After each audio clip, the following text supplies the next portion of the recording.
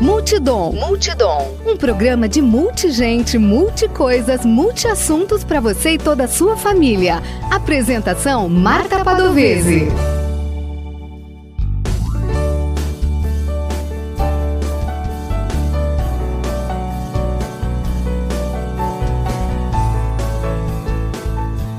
Olá, eu sou Marta Padovese e apresento o programa Multidom na Rádio Webdom.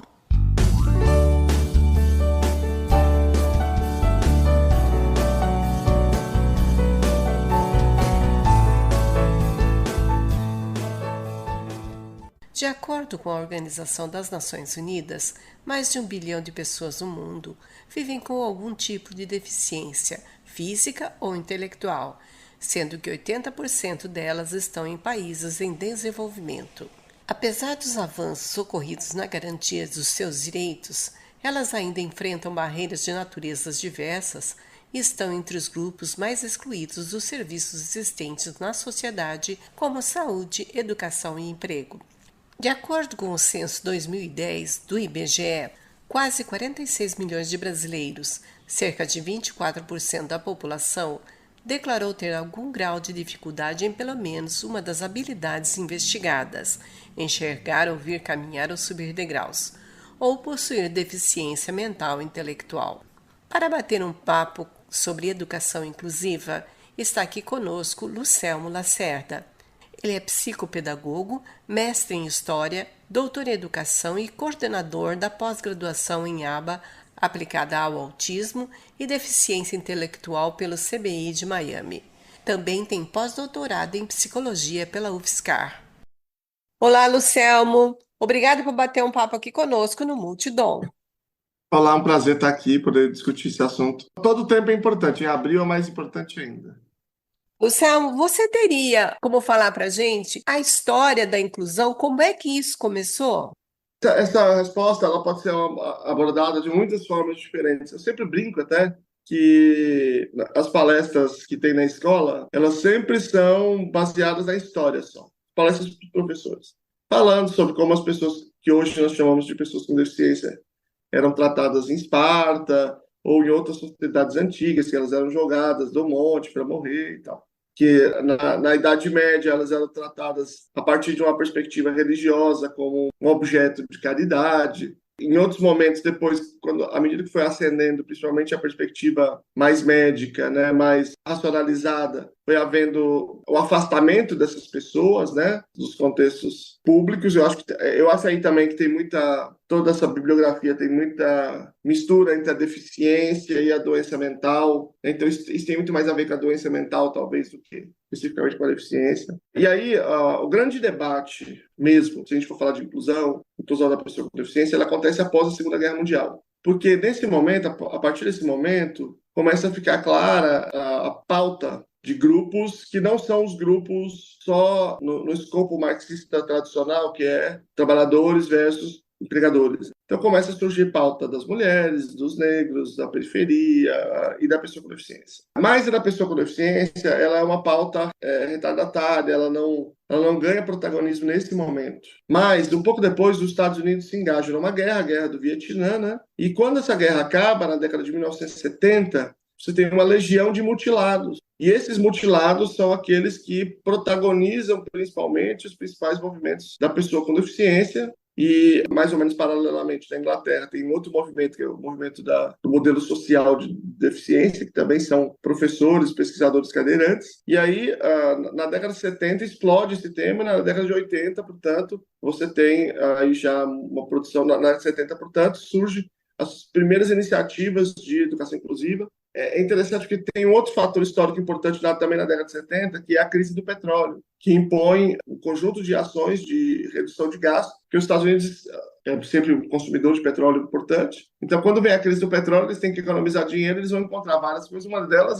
vamos botar as crianças com deficiência em escolas comuns, que, no final das contas, foi uma iniciativa importante, mas o objetivo era de economia. E aí isso vai avançar de uma maneira relevante na década de 70, na década de 80, e aí, em 94, vai ter um grande tratado internacional, que é de Salamanca, na Espanha, que é um tratado que foi a base para a gente dizer que a gente ia colocar as pessoas com deficiência na escola comum, né?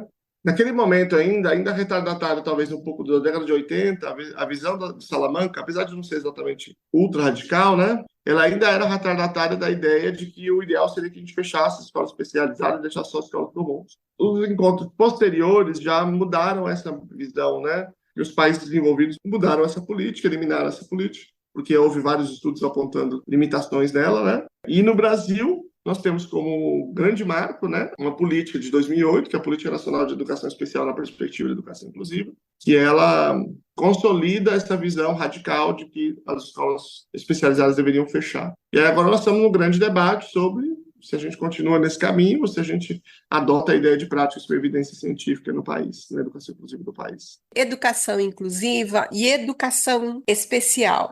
É a mesma coisa? Existe diferença? No campo da educação, nós temos uma cultura, né, um pouco diferente, às vezes, que outras áreas, que é o seguinte: você tem muitos autores e cada autor dá um nome e um conceito para uma coisa. Então, a resposta mais adequada seria dizer segundo quem? Que aí cada um vai dizer uma coisa. Então, eu vou dizer segundo a minha perspectiva, que é o seguinte: a educação inclusiva significa uma educação em que todas as pessoas podem partilhar de uma maneira satisfatória, cada qual a partir da sua necessidade. Essa é uma educação inclusiva. Portanto, nós estamos falando de pessoas com deficiência, pessoas com outras necessidades sociais, questões de gênero, todas as questões. Portanto, ela é inclusiva se ela não for discriminatória, se ela não excluir nenhum grupo. Agora, especificamente quando a gente olha para a população com deficiência, qual é a ferramenta ou qual é o conjunto de ferramentas que a gente usa para que eles possam estar na escola de uma maneira inclusiva? A principal ferramenta é a educação especial. A educação especial são os recursos utilizados para pessoas com deficiência para que eles possam participar de uma maneira plena da escola e a escola possa ser inclusiva. Hoje se pede que as crianças com alguma deficiência elas sejam inseridas dentro do programa normal da escola. No passado, existiam escolas específicas para isso. Ainda elas existem, mas qualquer aluno com deficiência seria encaminhado para alguma instituição como a PAI. Como é que isso hoje se dá? Qual a diferença desse encaminhamento para uma escola regular ou para uma instituição como a PAI? As escolas como a PAI, por exemplo, ou outras instituições, elas são escolas específicas, né? Escolas específicas para pessoas com deficiência. E elas atendem a uma parte da população e uma parte dessa mesma população está em escolas comuns, né? Nós tínhamos, no passado, um encaminhamento automático das pessoas com deficiência para escolas especializadas, né? Como a PAI ou outras. As escolas, às vezes, eram municipais ou eram de outras instituições. Hoje, nós temos um debate sobre isso, um debate importante. E o debate diz respeito a todas as crianças, elas devem estar na escola comum? Esse é o melhor lugar para apoiá-las? Esse é o nosso debate. Ou ainda, esse espaço deve ser um espaço que deve constituir um direito, mas eles devem ter também o direito de escolher escolas especializadas, os indivíduos e suas famílias. Esse debate está colocado, existem posições radicais, ambas as posições radicais, que as escolas especializadas deveriam ser fechadas e só deveria haver escolas comuns, e o contrário também, que todas as pessoas com deficiência deveriam estar exclusivamente em escolas especializadas, talvez mais entre um grupo muito específico da sociedade, né? Mas o fato é que hoje essas duas possibilidades elas existem. É claro que depende da existência do serviço numa certa cidade, mas as duas possibilidades existem. E elas existem no Brasil e existem no mundo também, né? Vou te dar um exemplo, por exemplo, como funciona na Finlândia. A Finlândia é uma grande referência em educação humanizada, educação de qualidade, né? Lá, no caso dos estudantes autistas, 8,7% está em escolas especializadas, cerca de 30% está em salas especializadas, dentro da escola comum, que no Brasil acabou, e 20% está em salas comuns. E todo o restante está uma parte do tempo na sala comum, uma parte do tempo na sala especializada. Então, os vários países do mundo têm adotado diferentes estratégias para isso. O Brasil ainda não tem muita clareza de qual é o caminho, né? Então, esses caminhos estão ainda em grande debate. Na sua opinião, por que o Brasil, então, ainda não tem uma política definida para esse tipo de situação? Porque a política que, digamos assim, que ela é mainstream, que ela está no governo, e não é só nesse, né, que é a política de acabar com as escolas especializadas, essa política não é factível. Em primeiro lugar, ela não é factível, ela está distante da realidade, porque não existe nenhum país civilizado que acabou com escolas especiais, porque simplesmente os casos mais severos existem. Eles vão continuar existindo e as necessidades deles são impossíveis de ser atendidas em salas comuns. Impossível. O país que chegou mais próximo disso no mundo foi a Itália. Também foi o país que assistiu à criação da maior rede de escolas especiais clandestinas do planeta. Porque essas pessoas existem, elas vão continuar existindo. E elas têm necessidades. E o Brasil é um país que não tem a mesma capacidade econômica das pessoas de criar as escolas clandestinas. Então, as pessoas se movimentam para garantir que isso aconteça em termos de direito. E no caso do Brasil, as escolas que estavam dentro da esfera do governo, elas são especializadas, tá dentro da escola comum. Então, isso eles acabaram. As escolas especiais estavam fora do escopo do governo, né? Porque a PAC, a LOAS e tal. Então, eles não conseguiram, porque não é eles que decidiam. Então, foi uma resistência muito importante da sociedade civil à manutenção da existência de escolas especializadas. Tem um monte de problema nesse processo, né? Porque as escolas não necessariamente são de fato especializadas, muitas vezes elas têm um caráter mais assistencial do que especializado, então nesse sentido se destoa do que se faz no mundo. Mas o que me parece é que tem uma força muito importante, cujo lastro é ideológico, né, uma ideologia muito radicalizada de que tem que fechar as escolas especiais, ideológico e monetário, né, porque isso produz uma enorme economia de dinheiro público, porque não gasta nenhum recurso específico para essas crianças, né? Mas tem a resistência da sociedade civil e a própria estrutura da realidade, a necessidade da realidade tem impedido que eles tenham total êxito.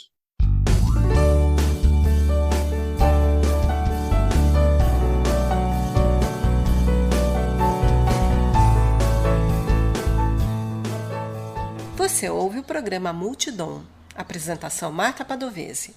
O bate-papo de hoje é com o professor doutor em educação, Lucelmo Lacerda.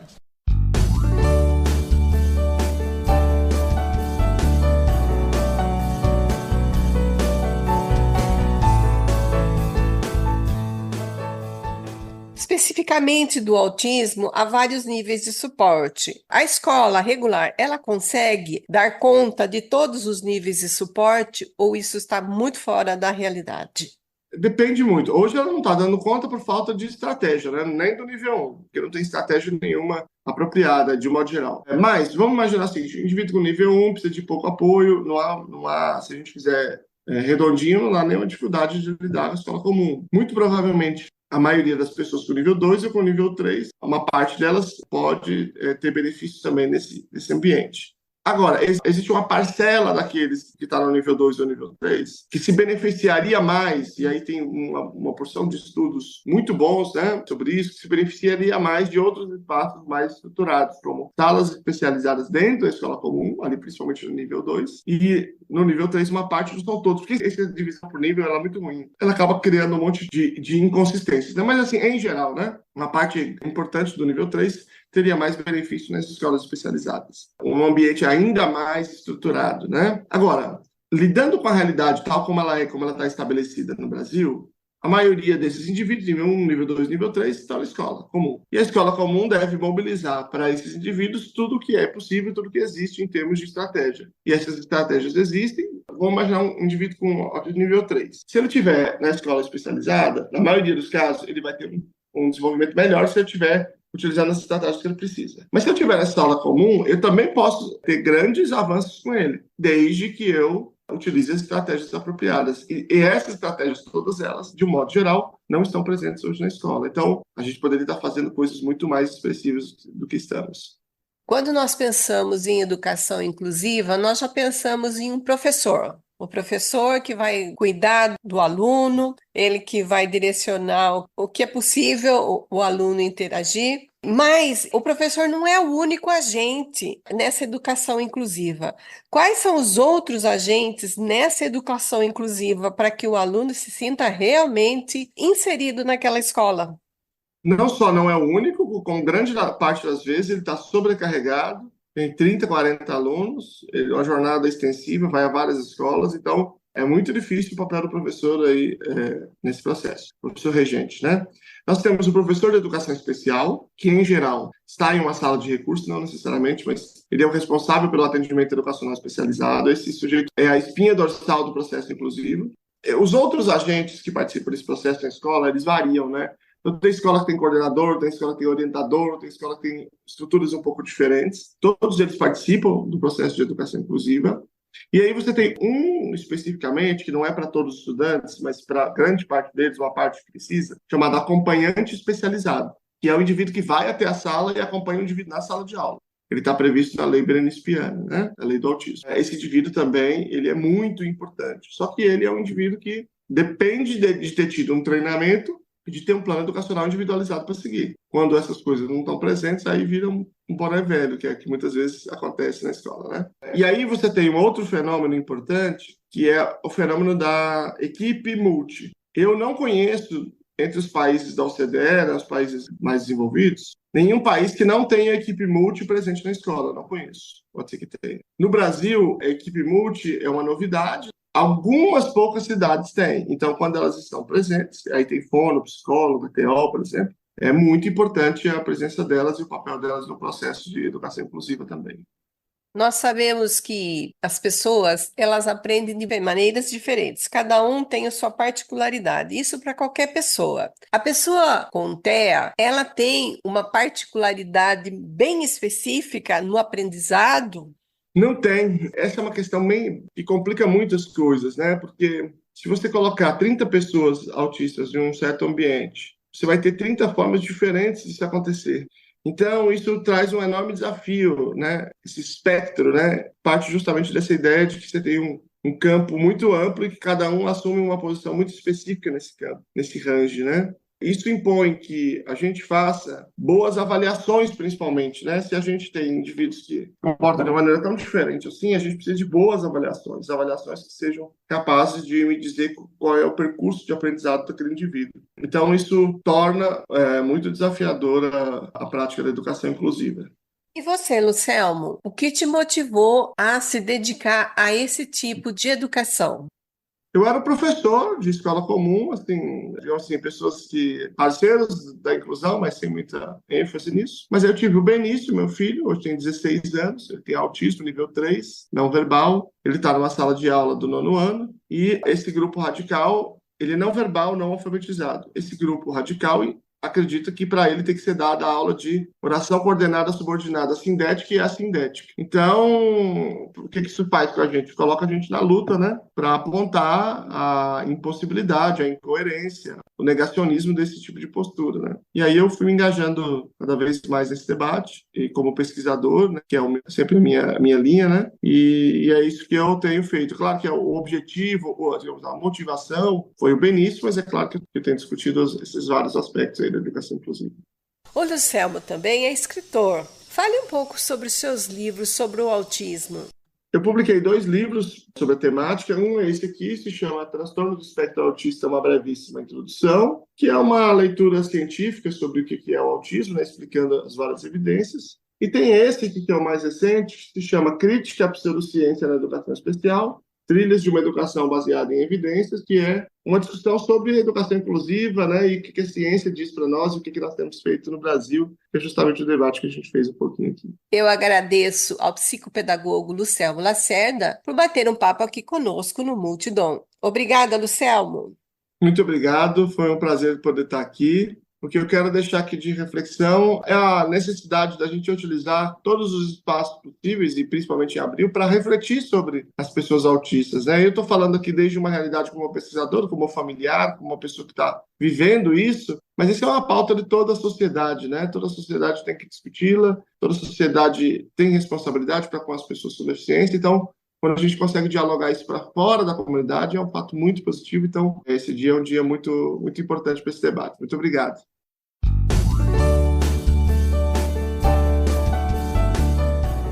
O trecho a seguir é do livro Autismo, uma brevíssima introdução, do professor doutor Lucelmo Lacerda. Lorna Wing propôs que o autismo era caracterizado por uma tríade: imaginação, socialização, comunicação. O primeiro destes itens, o prejuízo na imaginação, é comumente associado ao apego obsessivo que muitos sujeitos no espectro autista têm em relação à estrutura de suas rotinas. Após acordarmos, há diversas possibilidades de o dia se desenvolver, que podem envolver pessoas diferentes, lugares novos, decisões inusitadas ou até mesmo coisas bem pequenas, como fazer um caminho distinto para os mesmos lugares ou chegar em casa e o móvel ter sido mudado de lugar. Essas pequenas variações não nos perturbam nem nos angustiam, mas muitas vezes podem fazer com que uma pessoa com TEA tenha uma crise. Uma pessoa com TEA em particular, em um dia de semana típico, vai à escola por certo caminho, lá faz certas atividades com certas pessoas e depois volta para casa estruturada de certa forma e assiste certas coisas na TV, por exemplo. Quando um destes pontos não ocorre como previsto, a estrada está em obras e obriga a tomar outro caminho, a professora faltou, hoje é uma atividade diferenciada na escola, quando chegou em casa a luz acabou e não a TV, enfim, qualquer mudança pode produzir comportamentos como choro, grito, murros, chutes, entre outros. Emocionalmente, talvez os pais chamem de desespero ou desequilíbrio, como ausência de homeostase ou equilíbrio interno, bem-estar. Uma possibilidade é compreender que, com prejuízo da imaginação, o futuro da pessoa com TEA é planejado tendo a memória como fundamento. Assim, quando acorda, aquela pessoa fundamenta suas expectativas em relação ao seu dia, baseado em informações como comer algo, pegar certo caminho, chegar à escola, fazer as lições, voltar e encontrar a casa tal como encontrou ontem e sempre. Quando algo que sai do script surge, é difícil lidar com essas novas possibilidades. Essa seria uma explicação mais baseada nas funções executivas. Mas ainda resta o problema. Ela tem dificuldade para projetar o futuro quando muda o planejado. Mas qual o motivo da violência? Tirar aquilo que gostamos de nós é equivalente a uma punição, e a punição tem como uma das consequências a agressividade por motivos evolutivos. Assim, muitas pessoas dentro do espectro sentem-se confortáveis quando a rotina é muito estruturada e podem prever o que ocorrerá, ou seja, quando ao futuro é reservada a repetição daquilo que lhe é agradável, tecnicamente eu usaria a palavra reforçador. É também recorrente nos processos de intervenção que uma mudança na rotina possa acontecer, mas desde que seja também planejada e apresentada em detalhes para o sujeito antes de ocorrer.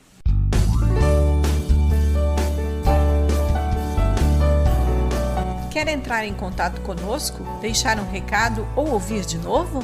Acesse www.radiowebdom.com ou envie seu e-mail para radiowebdom@gmail.com. Você também pode entrar em contato conosco pelo Instagram e Facebook Marta Padovese. O programa Multidom tem o apoio da Rádio Webdom. Produção e apresentação Marta Padovese.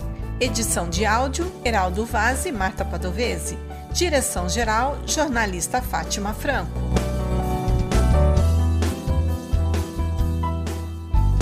Você ouviu pela Rádio Webdom o programa Multidom. Um programa para você e toda a sua família. Apresentação Marta Padovese.